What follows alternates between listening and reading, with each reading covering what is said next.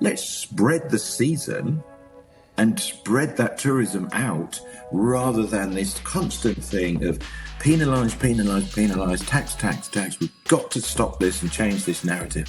Our industry needs help from the government. We need people to come in. We need more people in our businesses, not less. Why does the UK government need to think twice before introducing a visitor levy? What is the problem with tax on the tourism industry? And why do hosts and property managers need to attend the Host Planet Roadshow and Short Stay Summit? Andy Fenner from the Term Accommodation Association is the special guest on the Host Planet podcast, and he'll be answering all these questions and more on today's show.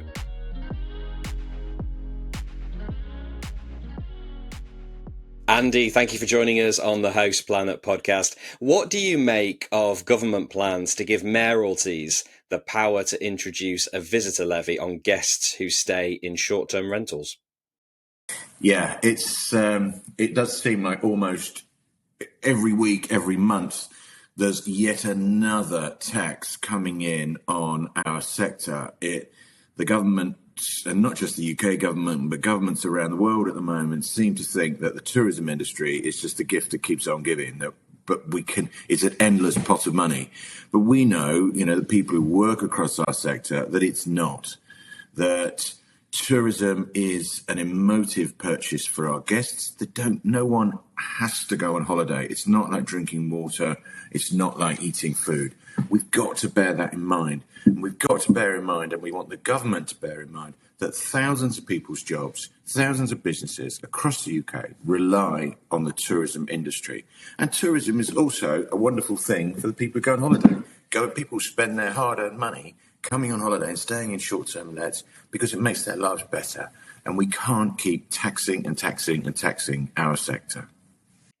Yeah, I mean, the government's stated target is growth. But how does that marry up when the solution always seems to be tax?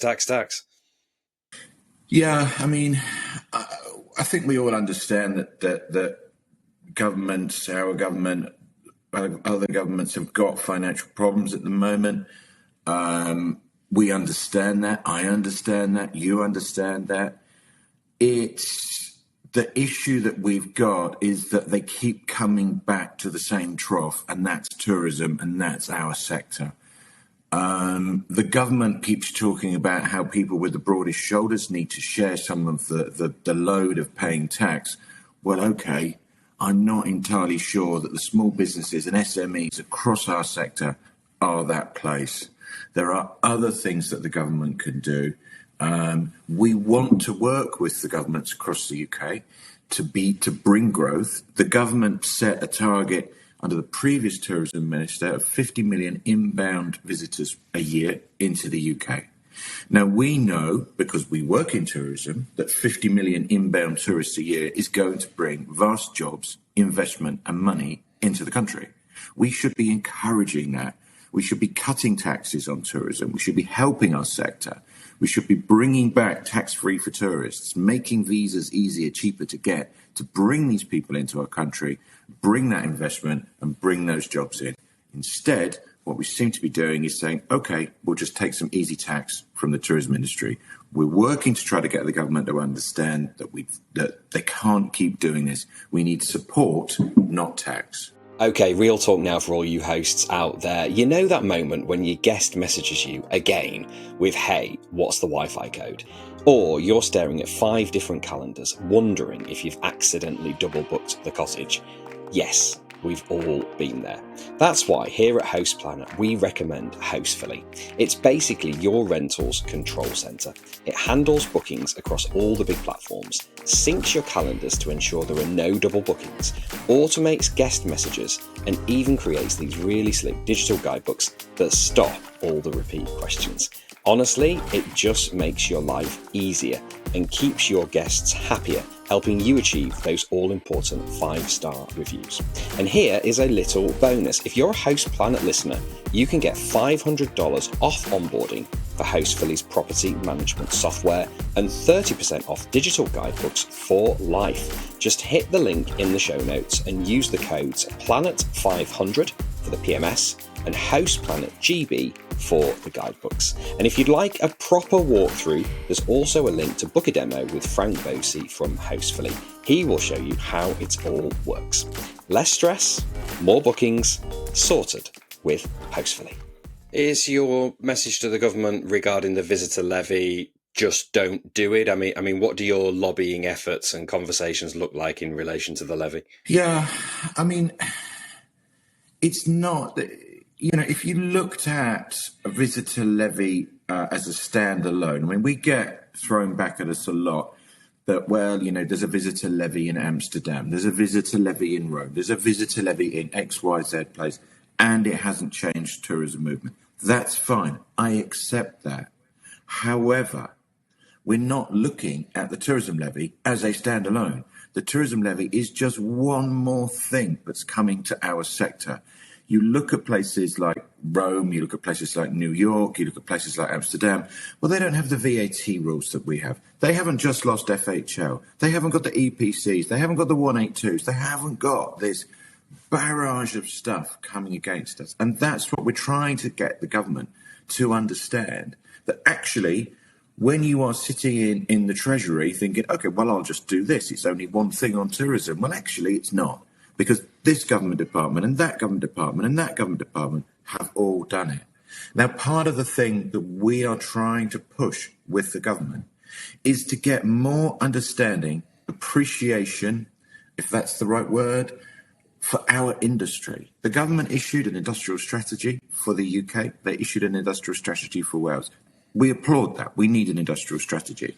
But why is the tourism industry not in that? We should be. We're a main driver of jobs and investment across our rural and coastal communities. No one else is providing the level of jobs and business that we do in towns and villages across the UK. And yet, those people's jobs and businesses are not in that industrial strategy. They're not respected, and it's got to change. If we were, and we were pushed forward as an actual business and industry, then the government would look at us in the round and say, okay, well, all of these things are coming at once, so at the moment they don't.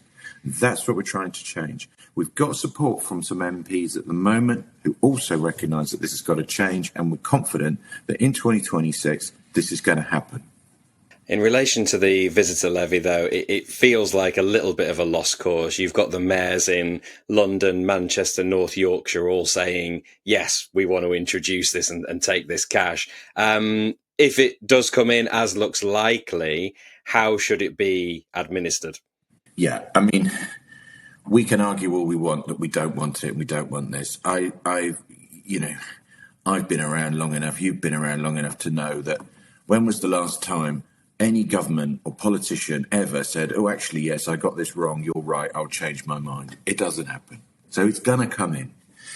So what we've got to do, the crucial thing now, is to make sure it is easy to administer. We cannot have this being some great burden on the small businesses across the sector to report this, with the threats of massive fines and this, that and the other if you get it wrong. What we need is support. We are working with DCMS across England to make sure that when this comes in, it's easy, it's not onerous. We did that with the registration scheme. The STAA argued long and hard to make sure that the registration scheme is going to be a light touch registration scheme. They listened to us and we got it. We're working with MPs across the sector to make sure that this tourism tax comes in the right way. And also, we're working to make sure that the money that comes from tourism tax is spent in the right way. If they're going to tax our sector, what we must do is, A, make it easy, but we also need to be able to then spread the benefits of tourism. We constantly have, and the businesses across our sector have this, over tourism, this issue that tourists are a problem. You look at Barcelona, you look at Amsterdam, you look at these cities where people complain about tourism. Well, okay, you can't say that anymore, Mr. Mayor or Mr. Local Politician, if our sector is now providing you with millions of pounds of investment. But what we need to do is ensure, much the same as on your council tax forms where it says X proportion is going to the police or the fire brigade or anywhere else, we want to make sure that people understand the value of tourism. So please stop saying there's over-tourism, because actually each one of those people who's staying in that holiday let up the road is providing money directly into your local authority that's helping to pay for your area, helping to pay for the bins, the roads, whatever else it is. So the benefits and the value of tourism must be recognised in this scheme. Your short-term rental business is evolving fast, but how do you keep up with the latest regulation, tax changes and industry trends? The answer is to attend the Host Planet Roadshow, which is coming to a city near you in 2026. This is the UK's premier event for holiday let professionals, supported by the Short-Term Accommodation Association, Price Labs and the Women in Short-Term Rentals community. This is your essential opportunity for learning, networking and expert insight. Starting in Cornwall on the 5th of February, you'll spend a full day mastering compliance, optimizing your revenue strategies and sharing lessons learned with your peers. After Cornwall, we'll be in Portsmouth on the 4th of March and London on the 23rd of April. That's the day after the Short Stay Summit. Later in the year, we'll be heading to Nottingham, Bath, Chester and Edinburgh. So don't navigate the complex 2026 market alone. Learn from the leaders driving the industry forward and shape the short-term rental conversation in your market. Tickets are just £40 each and available now from our website. Head to houseplanet.club for further details. And if the money from the levy is used, for example, in the north of England, you've got the mayors in, like I say, North Yorkshire and Manchester saying, yeah, we want to take this cash. If it's used to improve public transport, for example, and infrastructure to make it easier for people and tourists to get around, maybe at least that's a bit of a carrot at the end of this. It is. I mean, one of the big issues that we've got in our rural communities and in small towns is not the lack of things to go and see. It's not the difficult, but you look at cities. I'm currently staying in a holiday let in London, which is great. And there's a tube down the road. I can get on the tube and go everywhere. I don't have a car. I chose to get rid of my car a few years ago. I cycle everywhere. If I want to go to the Cotswolds on holiday, how do I get there? There's no bus. There's no way of doing that. So the lack of rural transport across our communities, it stops travellers being able to get around. It also stops opportunities for local people to work there. That if you are somebody who's working in the short-term let industry, you're housekeeping, you're doing maintenance, you're doing whatever you're doing in the properties, and you're going from this property to that one, rushing around, fixing things, doing things, how'd you do it if there's no public transport? So yeah, if we can, but at the end of the day, that's a bigger conversation than you or I can have, and I don't think the government's going to turn around and listen to us on that one, but we can keep pushing for it and we can keep talking to MPs. We worked with the CLA, the Country Landowners Association, on a rural business manifesto back in the summer. One of the key parts of that rural manifesto, we were working with the CLA, National Parks, English Heritage, the AA, various other organisations. One of the key parts that everyone identified as a problem was transport, was getting around the country, getting tourists to be able to not just go to London, Bicester Village and wherever else, but getting out into our small towns and villages and spreading the benefit and the value of tourism around the country. We really need to get the government to help us do this. In your previous answer there, you mentioned the registration scheme. This has been much discussed over the last couple of years. We're all waiting for it to come in. What's the latest? Should we expect it anytime soon? I think anytime soon is it depends on your for a business person, anytime soon means this afternoon, tomorrow morning, Monday week at the latest. That isn't how government works. The wheels are much slower to process. I would like this to have. We've been calling for this registration scheme since 2017. Do I want it to come in now? Yes, I do. But I would rather, if it was going to come in right and be done properly, and that takes another 6 months, then we'll take the 6 months. Let's not mess this one up. We are working on a regular, almost weekly basis with DCMS, asking us for information on this. Can you help us with that? Can you do the other? Very happy to keep doing that on behalf of the sector. We're often going back out to members in various parts of the country saying, DCMS wants some data on this or that. Members have been really good with providing information, sending it in to DCMS with us. So we are working with them. They are engaging with us. There's a lot of engagement and a lot of work going into this. We've heard rumours that this is going to come out in the new year, that it's going to come out in April, that it's going to come out in July. I don't know. All I know is that when it comes out, we need to make sure it's right. And if that means that it takes another 2 weeks, 3 weeks, months, so be it. Why is the registration scheme a good idea, especially in relation to gathering data about our sector? It's a good idea because we know, for various reasons, you look at, I did a evidence session with Brighton City Council back last year with Airbnb and one of our members, Steve Taggart. And I lived in Brighton. Steve lives in Brighton. He's a local guy, runs his local business down there. And we were being told, we know that Brighton survives on tourism. It is a tourist city. Without tourism, Brighton is dead. It provides the jobs, provides the life. It is Brighton. And I know how, roughly, there are holiday lets in the middle of Brighton. That's where you want to go and stay. It's a fantastic place to go and stay. But the council came back and said to Steve and I that there were 6,500 holiday lets in the middle of Brighton. And you think, oh gosh, it's news to me. Steve went away, did his research as he always does. We checked how many holiday lets there actually were. And there were about 1,200, according to our estimates. What they'd done was the data pool, the research they'd used Brighton was too small. So they'd actually taken the entire south coast from Worthing to Eastbourne and as far up as Crawley, Gatwick Airport, and said, okay, well, we'll just do that and just say that's Brighton. So the figures were completely wrong. So they were using this as a stick to beat local businesses that provide jobs and stuff like Steve's and saying, you've taken 6,000 houses off people. Well, we haven't. What we've done is put 1,200 holiday lets in, which are providing jobs and putting people into the pubs and the restaurants and the bars in Brighton. So this registration scheme is going to enable proper decision-making on our sector. It's going to enable councils like Brighton, and when we're talking to them, to say, actually, what you're saying is a problem isn't a problem, it's a massive benefit, and we should have more holiday lets in Brighton, not less. More holiday lets is more tourists, is more money, it's more jobs, it's more income.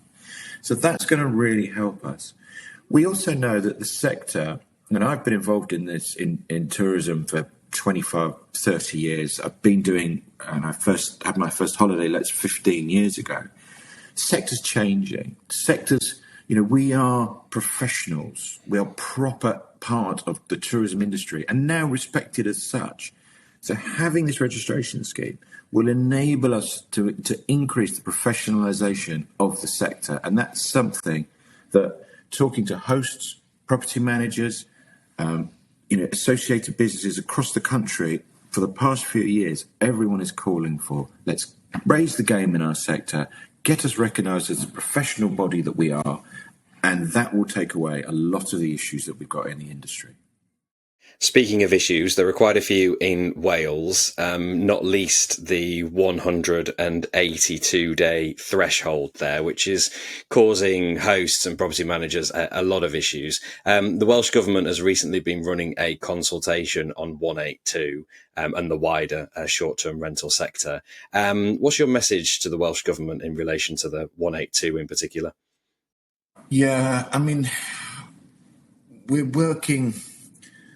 We've been working, with Welsh Government, with the Welsh Revenue Authority on the various pieces of legislation they've got. Very similar situations to across England where, everything is not in isolation. You've got all these different things coming at the sector over there.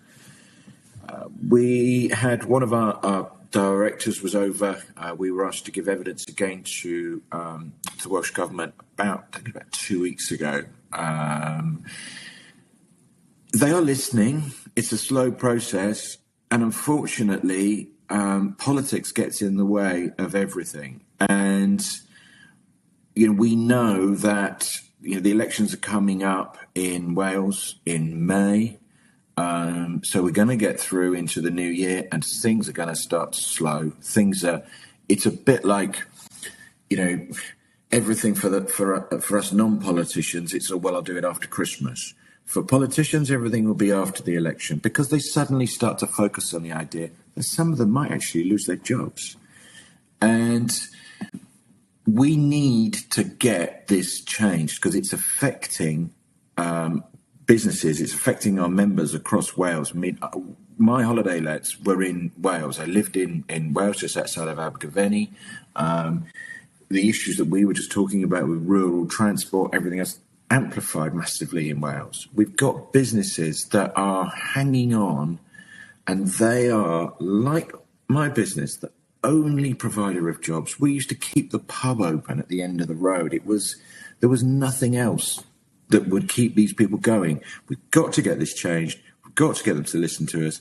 Problem with these elections, we are spread thinly already across the sector, campaigning for the sector. We're now having to deal with the current government and the different itinerations of the likely next government and the various different people there, because it's all well and good us making the current government change. If the new one, if it does change, if a new government comes in May and there's all new people, we can't start from a standing start. We have to keep that momentum going now. So it's a lot of work. It's a lot of effort. If any of our members across Wales are watching and want to get involved and help with what the STAA is doing across Wales, please get in touch. Please let us know. I'm going to be over in Wales for a lot of January with various of the team, really pushing this forward, and would really appreciate any help or support any of the members in Wales can give us. I mean, most people in Wales are saying, 182 is not feasible. It's far too high. It's putting people out of business. What do you think that number should be? I don't think that number should be there at all. I don't think there should be a number. I don't think there should be anything like that. I think that people's businesses, you set up a business which is viable and it runs and it has people in it. We should have no restriction on the holiday letting in rural Wales. It's nonsensical.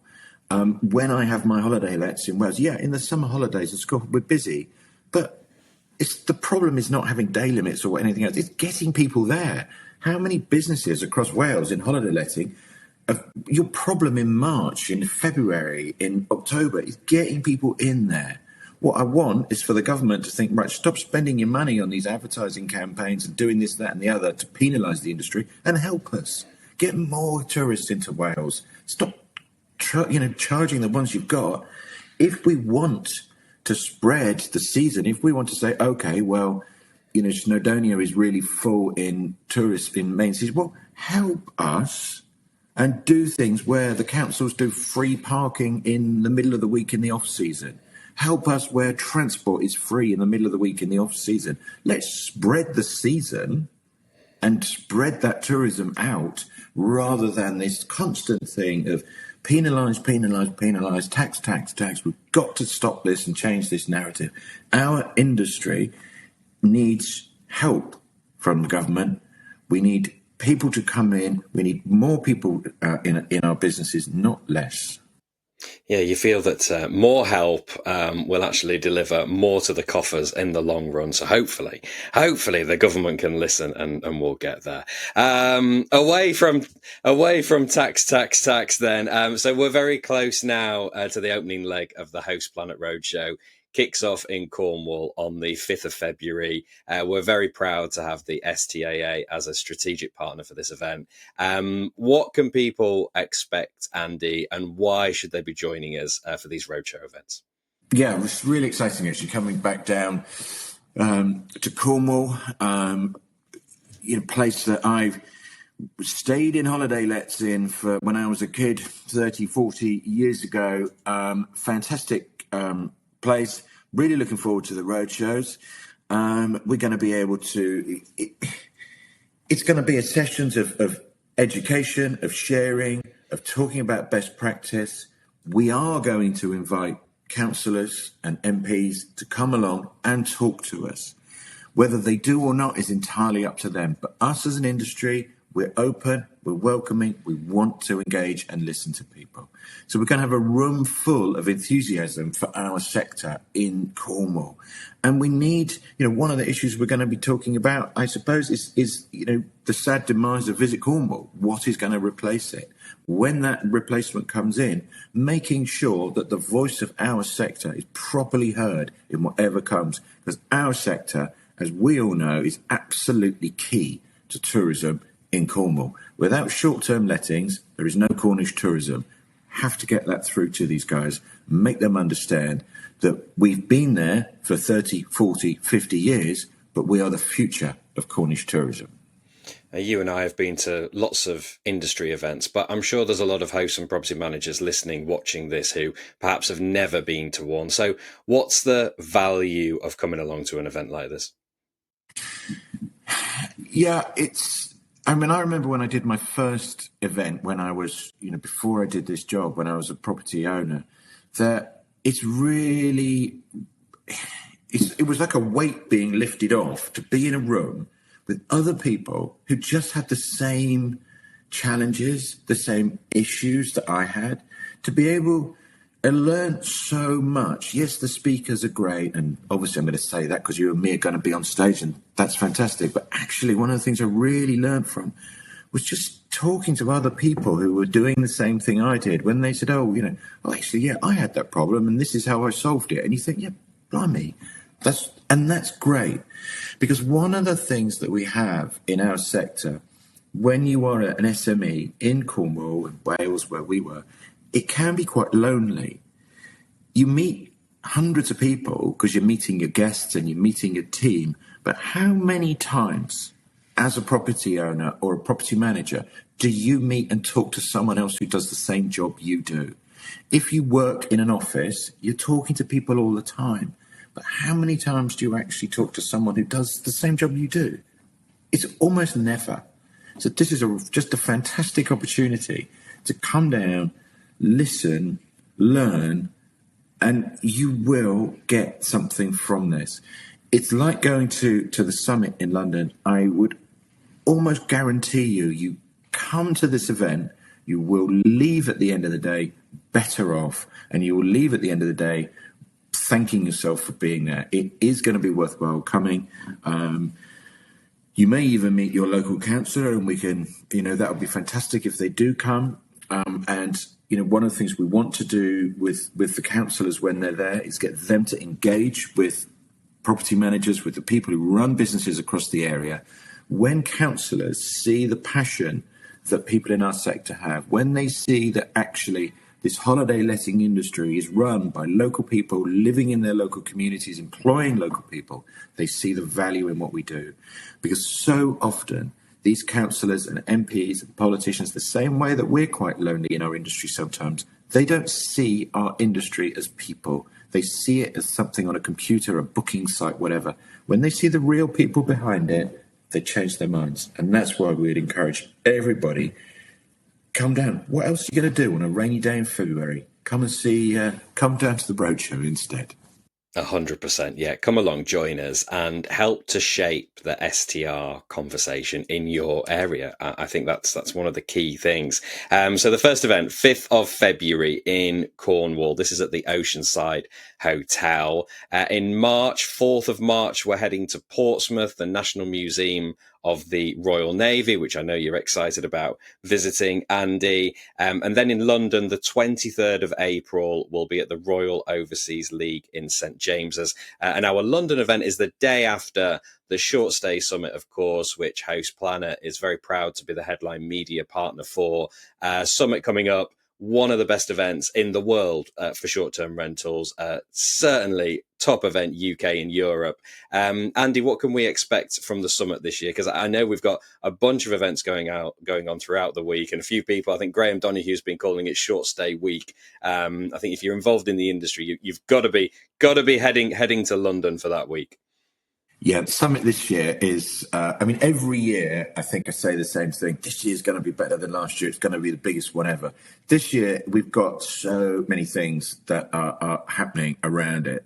The summit itself, the big day, we've already got most of the speaker lineup sorted out. We're months ahead of where we normally are because, people often think that the summit has this huge professional team behind it and all of these people are there. Well, it doesn't.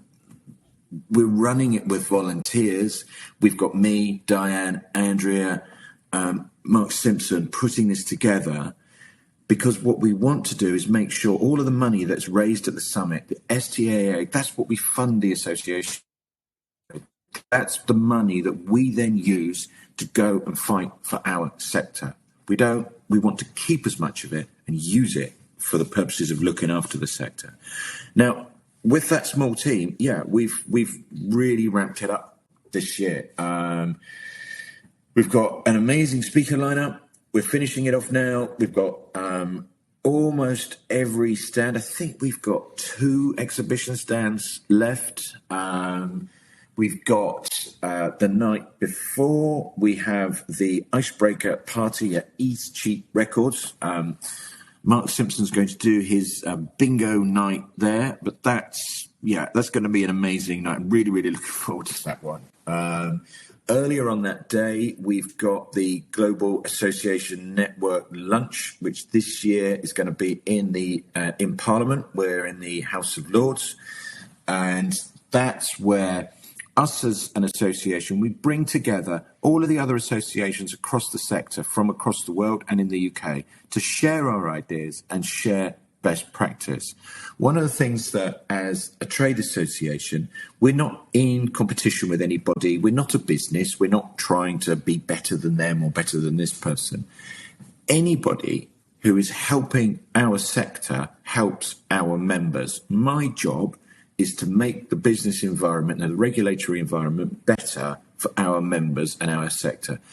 If we can do that by helping other associations, then we do.